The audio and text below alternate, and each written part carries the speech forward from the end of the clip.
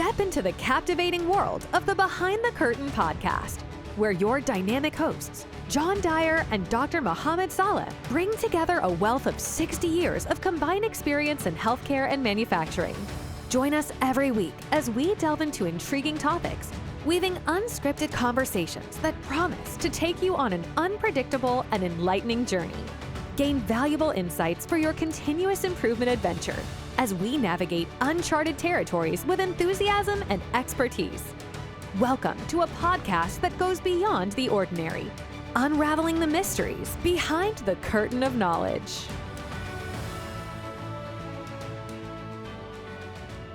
Welcome, everyone, to another episode of Behind the Curtain. I'm your co-host, Mohamed Saleh, and with me is my other co-host, John Dyer. And today we're going to pick up from our last episode. So our last episode, we talked about being a strategic thinker as one of the leadership characteristics, and thinking of it from the perspective of being a systems perspective.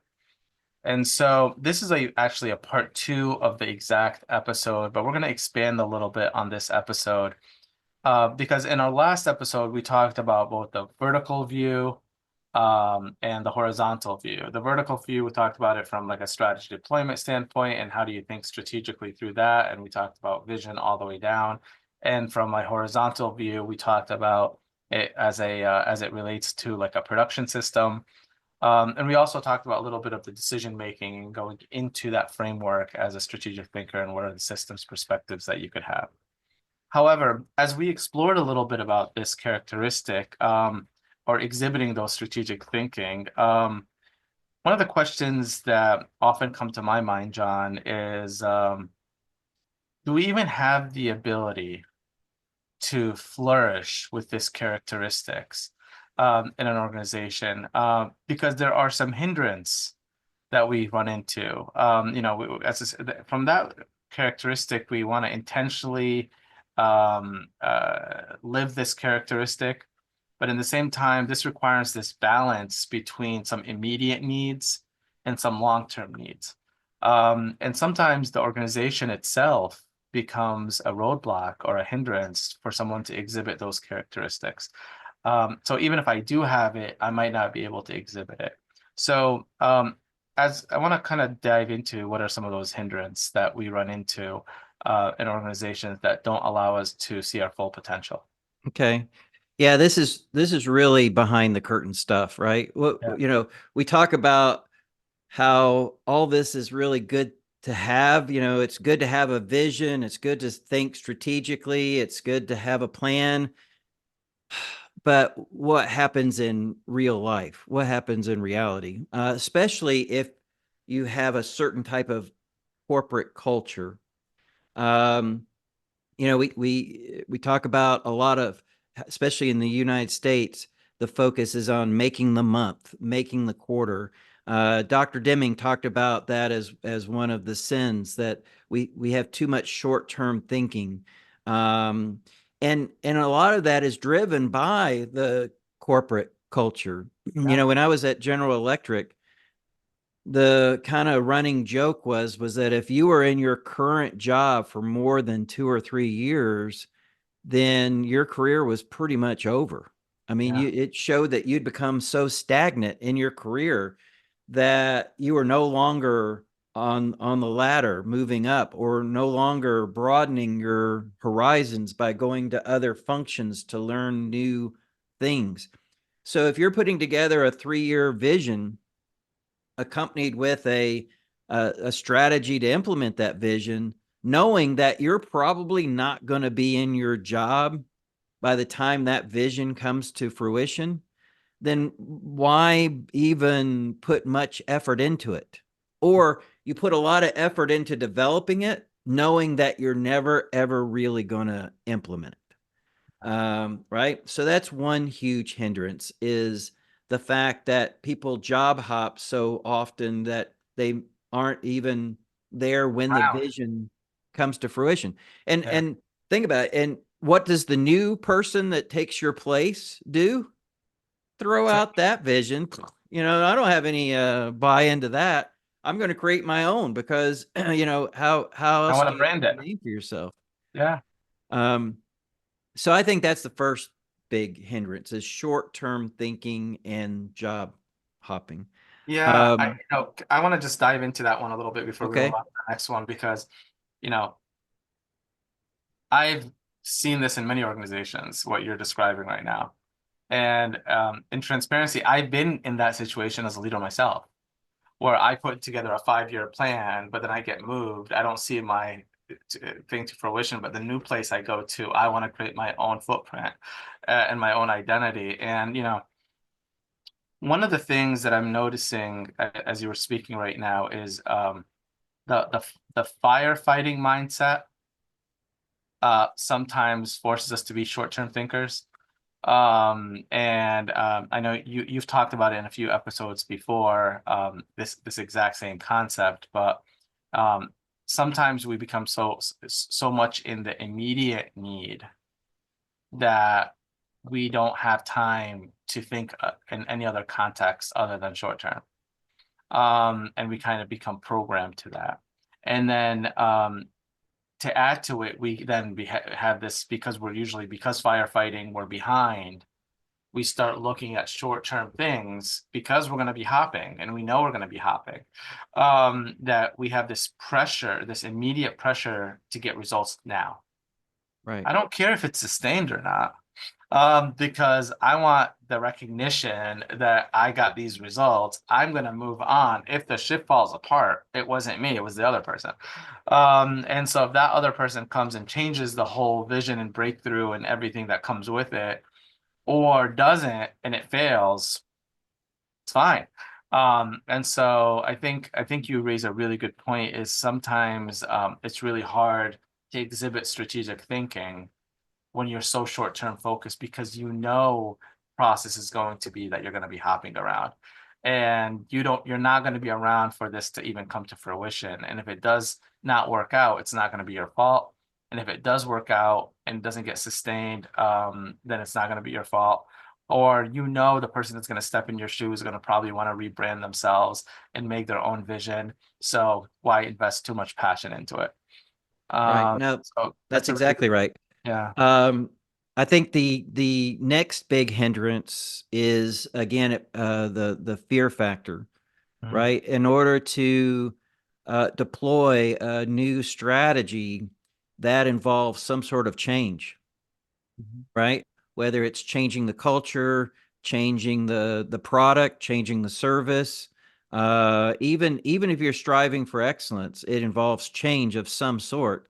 Um, a new quality system being deployed, a new material management system being deployed, all of which has risk associated with it. Yeah. And so, yeah, I may put together a 3-year vision saying that we're going to radically change everything about the organization, but never actually implement any of that, knowing that I'll be out of this job before that becomes a reality, so that my risk is minimal, versus someone who really wants to do it the right way and says, hey, day one, we're going to start changing the culture. We're going to start striving for excellence. We're going to start, we're going to change our quality systems.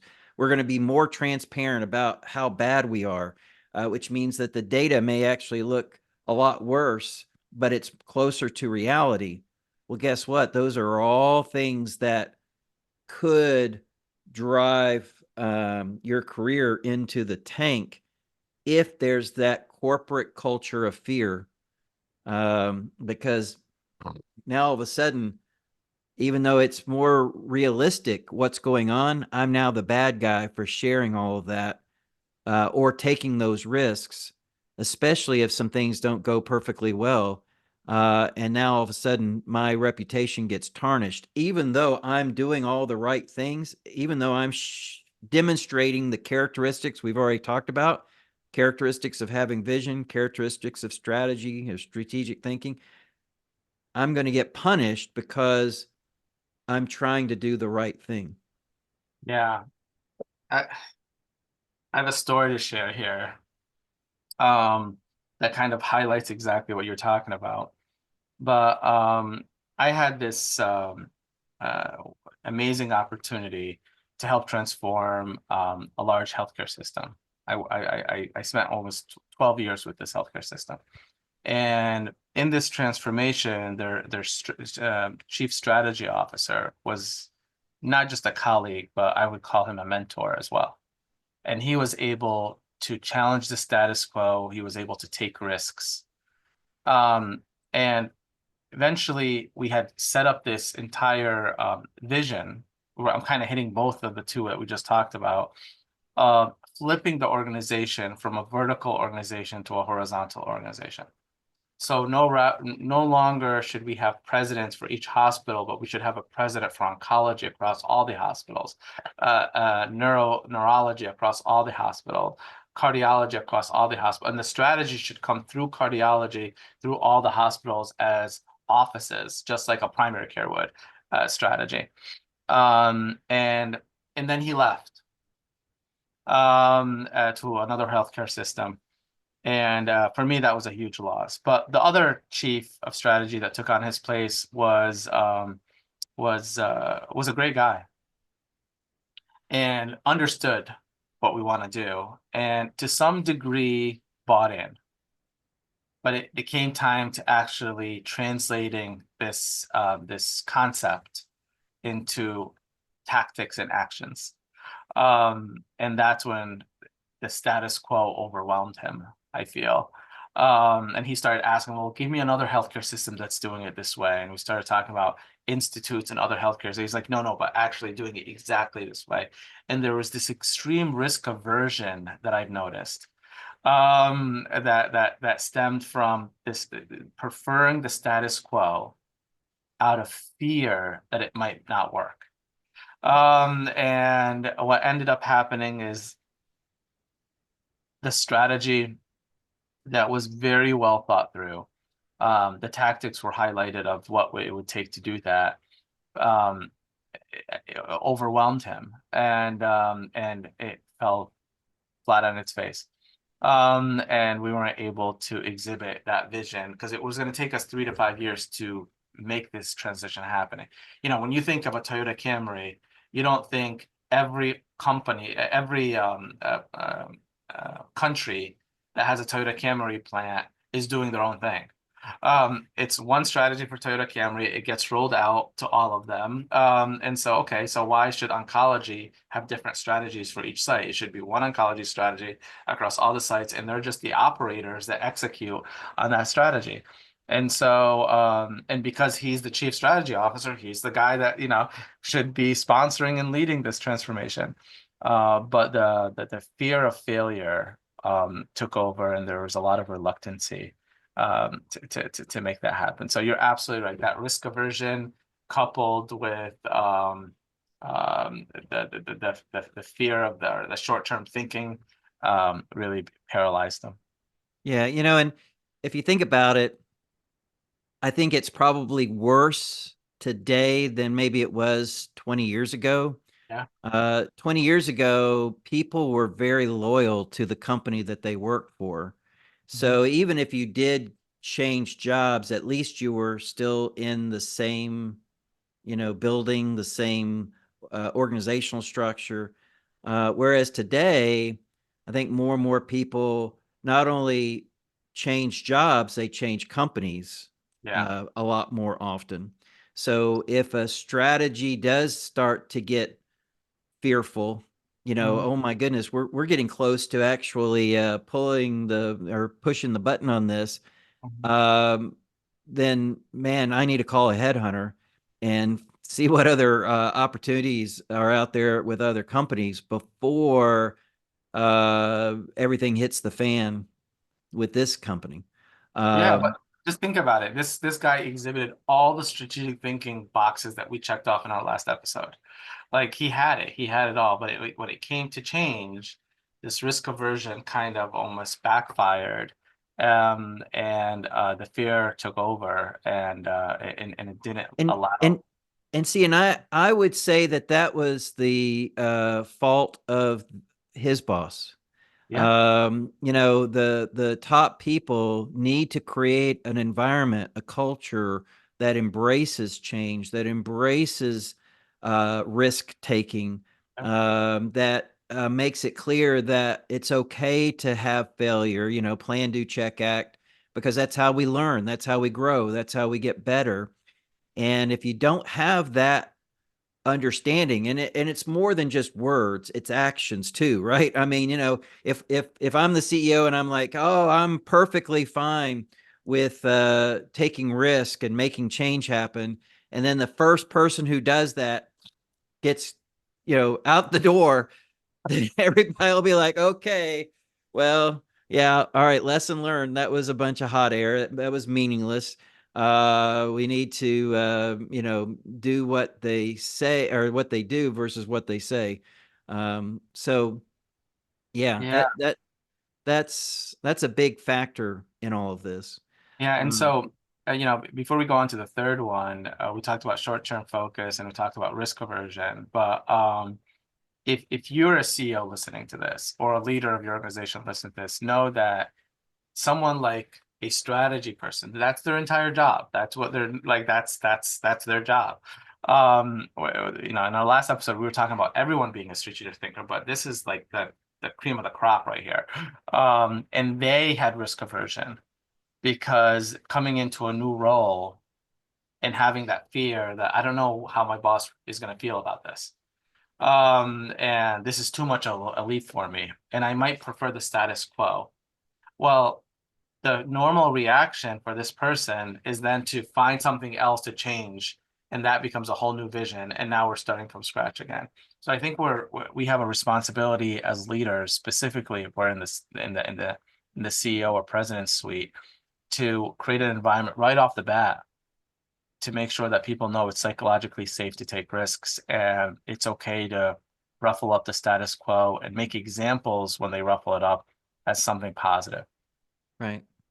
Okay. Yeah. The third one I would put into the category of fluff versus reality, right? uh in other words, do we come up with a beautiful PowerPoint presentation on what our vision and strategy is and get tons of credit for something we don't actually implement and have really no intention of implementing? Yeah. So for this one, when I was in a corporate role, every year we would spend a week in the summer. We'd go off site, spend a week developing our vision strategy for the next, 2 or 3 years. And the way it would go is because we knew it was mostly fluff. We would spend the first half of the first day brainstorming and prioritizing and coming, idea generation, creative thinking, and all that. And then we would spend the whole rest of the week creating the PowerPoint slides to really wow our audience, which was the CEO and the executives, with the full intention of just surviving the week, surviving the presentation.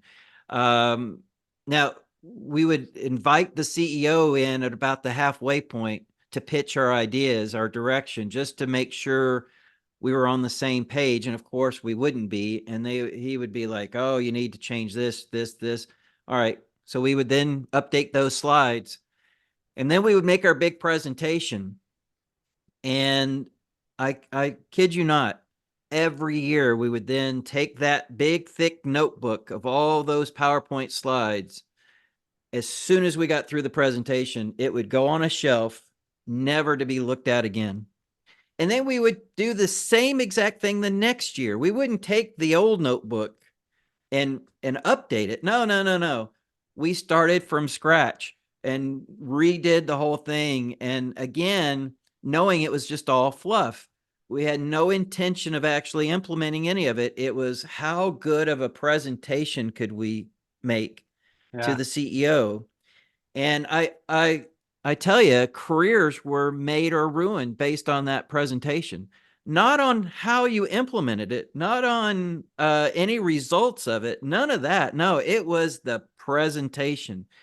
If you got up there and you stumbled around or you weren't sure about it and you got picked apart by, the executive team, your career was damaged badly. But if you came in and really wowed them and showed some really great glitzy PowerPoint slides, maybe even with some embedded videos, then your career would take off. This one particular time, we had made the PowerPoint presentation. We had all the slides done. We had already rehearsed it several times.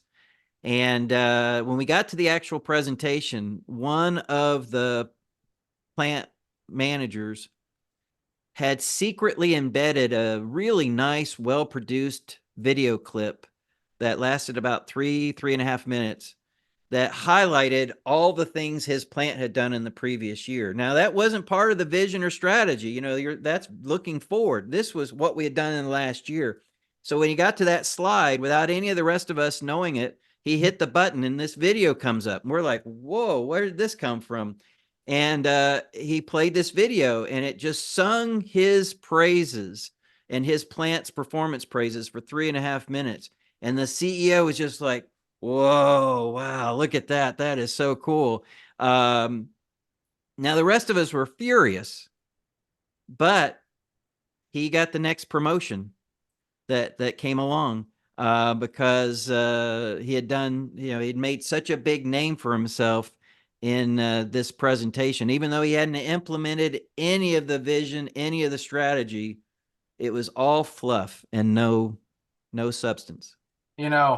Before we go on to the next one, because there's like 4 or 5 other ones I know we want to hit, I'm just gonna point something out here on this one because I'm so passionate at what you're talking about. No, I had a sensei that I had shadowed, and he wanted me to, from a decision failure standpoint, predict which strategies were going to fail. He didn't use the word fluff, but I kind of like that one more.